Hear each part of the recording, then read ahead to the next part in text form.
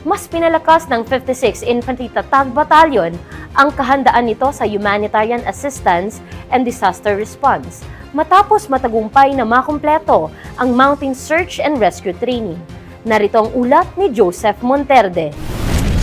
Mas pinalakas ng 56th Infantry Tatag Battalion Philippine Army ang kakayahan nito sa pagtugon sa kalamidad matapos matagumpay na makapagtapos ang mga tauhan nito sa Mountain Operation Search and Rescue Training na isinagawa mula Hunyo 19 hanggang 25 sa sitio Sagpat, Barangay Visaya, Vintare, Ilocos Norte. Pinangunahan ng Municipal Disaster Risk Reduction and Management Office ng Vintar ang 7 araw na pagsasanay na nilahukan ng mga kinatawan mula sa iba't ibang ahensya ng pamahalaan at Philippine Army Reserve Force upang higit na mapaigting ang kakayahan sa search and rescue operations sa mga bulubundukin at iba pang mahirap marating na lugar sa panahon ng kalamidad at iba pang emerhensya. Sa pagsasanay, hinasa ang mga tauhan ng 56 IB sa mountain rescue techniques, emergency response procedures at interagency coordination, mga kasanayang mahalaga upang makapagbigay ng mabilis, organisado at epektibong humanitarian assistance and disaster response o HADR operations sa oras ng sakuna. Ayon sa pamunuan ng 56 IB, bahagi ito ng patuloy na pagpapalakas ng kahandaan ng unit upang matiyak na handang tumugon ang bawat kawal, hindi lamang sa usaping pangseguridad, kundi maging sa pagliligtas ng buhay at pagbibigay ng agarang tulong sa mga komunidad na maaapektuhan ng anumang kalamidad.